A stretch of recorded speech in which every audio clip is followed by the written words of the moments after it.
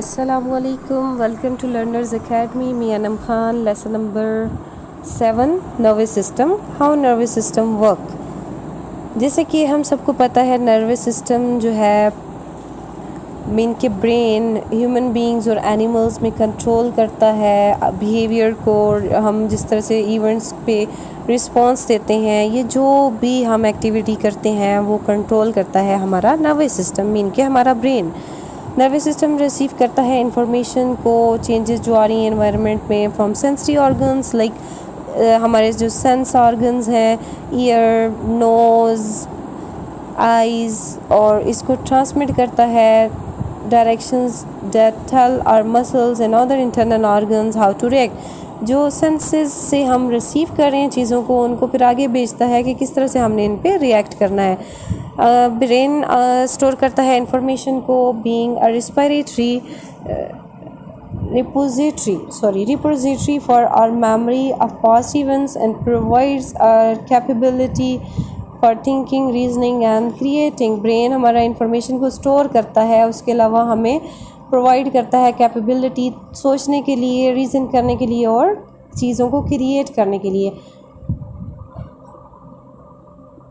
Nervous system क्या करता है? कॉन्स्टेंटली इंटीग्रेट करता है actions of our internal organs. ठीक है, we are not generally aware of it. इसमें क्या होता है, बहुत सारे जो ऑर्गन्स हैं लाइक हार्ट, डाइजेस्टिव ट्रैक जो है किससे बने हैं? मसल टिश्यू से बने हैं और रिस्पॉन्ड करते हैं कमांड्स पे। और जो नर्वस सिस्टम है प्रोवाइड करता है हमें कमांड्स ये वाली। ठीक है, और उसमें होता है network of billion specialised nerve cells जिनको हम न्यूरॉन कहते हैं। अगर आप पिक्चर को देखें तो सबसे पहले इसमें डेंड्राइट्स हैं, सेंटर में सेल बॉडी आ जाता है। सेल बॉडी के साथ क्या है, एक्सॉन से स्टार्ट होता है और एक्सॉन पे ही एंड है, लेकिन दरमियान में माइलिन शेथ आ जाता है। और इसके अलावा सिनैप्टिक नॉब जो ये झाड़ियों के टाइप का बना हुआ है, ये सिनैप्टिक नॉब है। फिर इसके बाद देखें, हमें इसमें ये बताता है कि सबसे पहले क्या होता है, cell body are clusters of branches जिनको हम डेंड्राइट्स कहते हैं। डेंड्राइट्स फंक्शन क्या करते हैं, रिसीव करते हैं मैसेज फ्रॉम एडजेसेंट न्यूरॉन्स, और ये क्या करते हैं, ये मैसेज ट्रैवल करते हैं through long slender projections axon के थ्रू। ये मैसेज कहाँ पे जाता है? फॉर एंड्स पे, मीन्स के लास्ट एंड पे। The tip of these branches have small swelling जो synaptic knobs जिन्हें हम कहते हैं। They connect to the dendrites of other neurons। अगले जो न्यूरॉन्स हैं ना, उनके डेंड्राइट्स के साथ ये कनेक्टेड हैं, जो क्या करते हैं usually through a fluid field gap. और उनको हम क्या कहते हैं, ये जो कंजंक्शंस हैं इनको हम साइनैप्स कहते हैं। फिर माइलिन शेथ आ जाती है, ये क्या करती है, सराउंड करती है axons of the most but not all the neuron, means के एक्सॉन्स के साथ सराउंड करती है लेकिन सारे न्यूरॉन्स के साथ नहीं। ये शेथ जो है रिस्पॉन्सिबल होती है इंक्रीज़ करने के लिए speed of nerve impulses and prevent करती है being interfered with by adjacent nerve impulses. और इसके अलावा जो है insulation is use on electrical ring. Importance क्या है माइलिन शेथ की? Can be seen in the disease called multiple sclerosis,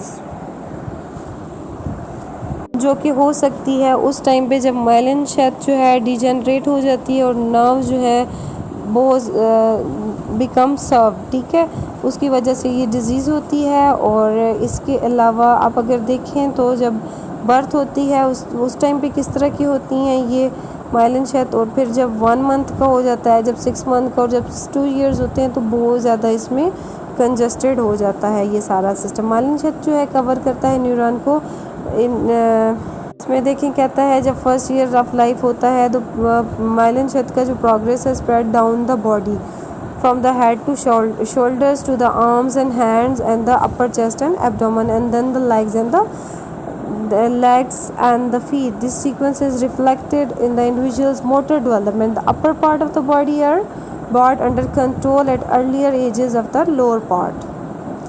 Galilee cells आ जाते हैं और फिर dendrites. Such impairments can produce long lasting deficit in the child's motor and intellectual mean। अगर इनमें कुछ भी चेंजेस आती हैं तो ये क्या करता है, डिस्टर्ब कर देता है मोटर और इंटेलेक्चुअल फंक्शंस, किसमें, चाइल्ड में। जो नर्वस सिस्टम होता है वो कॉम्प्लेक्स सिस्टम होता है और उसको हम दो डिवीजन्स उसकी करते हैं, central nervous system, peripheral nervous system, जो कि एक दूसरे के साथ कनेक्टेड होते हैं। The central nervous system consist of brain and spinal cord, और जो पेरिफेरल नर्वस सिस्टम होता है उसमें रिमेनिंग नेटवर्क्स ऑफ न्यूरॉन्स आ जाते हैं थ्रू आउट द बॉडी, ठीक है। और मेजर डिवीजन्स जो है इंटरकनेक्टेड है लोअर ऑर्डर डिवीजन्स और स्ट्रक्चर के साथ। और जो सेंट्रल नर्वस सिस्टम है इसकी अगर बात की जाए तो सेंट्रल नर्वस सिस्टम में ब्रेन और स्पाइनल कॉर्ड आ जाता है और क्या करता है, race toward maturity early in the life. For example brain weight 75% होता है, adult weight at about 2 years of age 90% होता है, 5 years पे 95%, 10 years पे। ये एक रिसर्च के ज़रिए आपको बताया गया है सारा। द ब्रेन में be divided into 3 parts, fore brain, cerebellum and brain stem. Each of this part है स्पेशल फंक्शंस। फिर उसके बाद देखें जो पिक्चर बनी हुई है उसमें क्या कहता है, डायसेफ्लॉन और टेलेंसेफ्लॉन। डायसेफ्लॉन में थैलेमस और हाइपोथैलेमस आ जाता है, टेलेंसेफ्लॉन में लिम्बिक सिस्टम आ जाता है और सेरिब्रम आ जाता है। फोर ब्रेन की बात जब की जाती है, फोर ब्रेन अपर पार्ट है ब्रेन का और इसमें क्या आ जाता है, फोर ब्रेन की दो मेजर डिवीजन्स हैं जो अब अभी हमने देखी हैं, टेलेंसेफलॉन और डायलेंसेफलॉन, ठीक है। इनमें जो पार्ट्स आते हैं वो डिस्कस हमने की है अभी। सेरिब्रम जो होता है अपर और लार्जेस्ट पोर्शन होता है ह्यूमन ब्रेन का, और इसमें क्या होता है, सेरिब्रल कॉर्टेक्स होता है, आउटर लेयर इसकी आउटर मोस्ट लेयर है, ठीक है। सेरिब्रम कंट्रोल करता है complex motor and mental activity को, डेवलप होता है rapidly in the first few years of life and becoming larger, thicker and more convoluted. Cerebrum has two halves, the left hemisphere and the right hemisphere, ठीक है। दो halves में इसको divide किया गया है। फिर आगे ब्रेन की पिक्चर बनी हुई है वो आप देख सकते हैं। The left and right hemisphere physically alike, means एक जैसे होती हैं, लेकिन राइट हेमस्फेयर क्या करता है, लेफ्ट साइड को कंट्रोल करता है और लेफ्ट जो है राइट हेमस्फेयर को कंट्रोल करता है। मीन अगर एक साइड पे इशू हो गया तो वो दूसरी साइड को भी अफेक्ट करेगा। फ्रंटल लोब जो है इन्वॉल्व होती है वैरायटी ऑफ फंक्शंस में। इसका पहला मोटर एक्टिविटी को कंट्रोल करती है। The back part of the frontal lobe contains the motor cortex which controls the skeletal muscles of the brain, जो skeletal muscles of the brain को कंट्रोल करता है। फ्रंटल लोब इन्वॉल्व होती है important mental activities में, like association of ideas में, planning, self awareness और emotions में। As a result injury to areas of this lobe can produce personality and emotional reactions. फिर आ जाता है टेम्पोरल लोब। टेम्पोरल लोब क्या है, इन्वॉल्व करता है हेयरिंग, विजन और मेमोरी के साथ। डैमेज जब हो जाता है इस एरिया का तो पर्सन का स्पीच और ability to determine the direction from which sound is coming, means उसको ये नहीं समझ आ रही होती कि साउंड कहाँ से आ रहा है। ओसिपाइटल लोब में क्या होता है, visual areas of the brain के साथ कनेक्टेड है और डैमेज जब हो जाता है ओसिपाइटल में और प्रोड्यूस करता है ब्लाइंडनेस और the inability to recognise or object by sight. Parietal lobe क्या करती है, इन्वॉल्व होती है बॉडी सेंसेशंस में, लाइक आपको जब पेन होता है या आपकी कोई भी हीट टच या कोई भी फंक्शन आप करते हो, आपकी बॉडी में मूवमेंट जो होती है तो वो सारी जो है पेरिटल लोब के साथ कनेक्टेड है। फिर आ जाता है टेलेंसेफलॉन, उसको लिम्बिक सिस्टम कहते हैं, like inner most edge of the cerebrum के इनर मोस्ट एज पे होता है और adjacent to the diencephalon, adjust होता है डायलेंसेफलॉन के साथ। और क्या है, limbic system is not well understood yet, it consist of several structures that seems to be important in expression of emotions such as fear of anger and excitement के लिए ये डायलेंसेफलॉन बहुत ज़्यादा इंपॉर्टेंट है। फिर देखें डायसेफलॉन क्या है, इंक्लूड करता है दो स्ट्रक्चर, थैलेमस और हाइपोथैलेमस, जो lie below and are partially encircled by the limbic system. Thalamus जो है is truly pivotal structure in a few follow of information of the nervous system. It functions as the chief relay station for directing sensory masses such as pain or visual images to appropriate point of the cerebrum, means कि ये sensations के बारे में बताता है cerebrum को, such as occipital और parietal lobe को। thalamus also relay command going out of the skeletal muscles from the motor cortex of the cerebrum. इसका जो फंक्शन है वो अफेक्ट करता है ईटिंग, ड्रिंकिंग और सेक्सुअल एक्टिविटीज़ पे। फॉर एग्ज़ाम्पल अगर बॉडी में कमी हो जाती है वाटर की या न्यूट्रिएंट्स की, तो थैलेमस क्या करेगा, हाइपोथैलेमस डिटेक्ट करेगा इसको और सेंसेशन देगा थर्स्ट और हंगर की, और इससे क्या होगा, हम वाटर कंज्यूम करेंगे, फूड लेंगे, तो वो हमारा जो है बैलेंस हो जाएगा।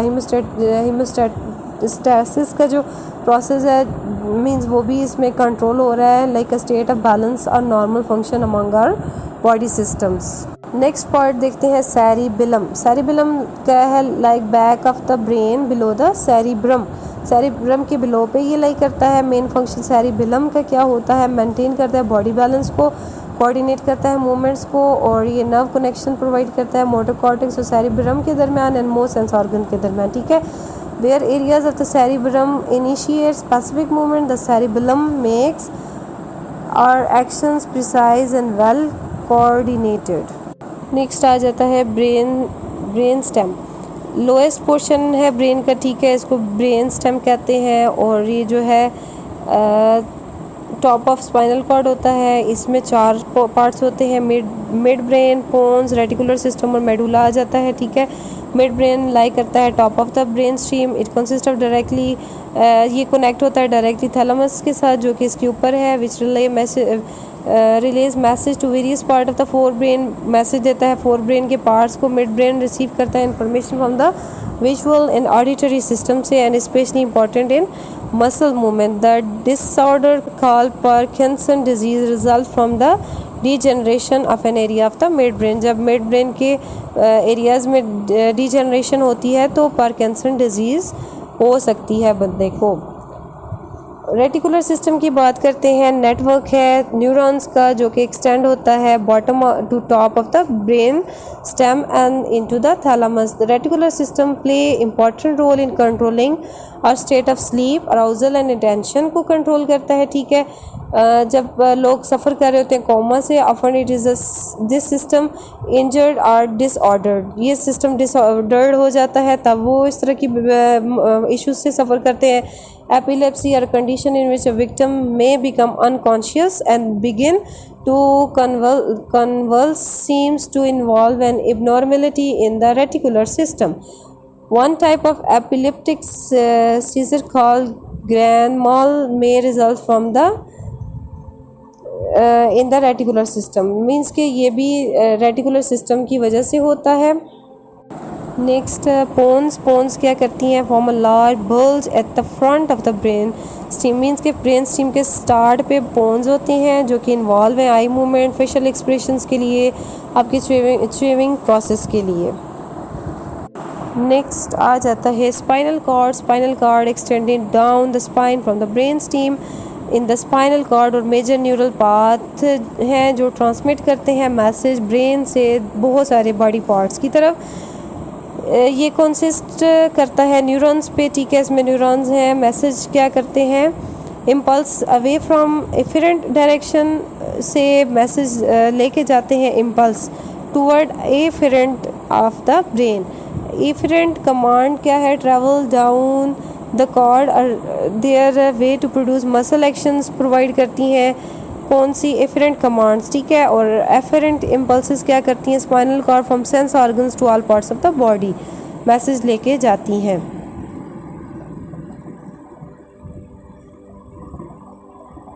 अगर तो जो अपर पार्ट होता है ना स्पाइनल कॉर्ड का सर्व्ड हो जाता है, पैरालिसिस हो सकते हैं, ठीक है। Paralysis of the leg and arm, जिसको आप क्वाड्रिप्लीगिया जिसको कहते हैं, वो वाला हो सकता है पैरालिसिस। थैंक यू, अल्लाह हाफिज़।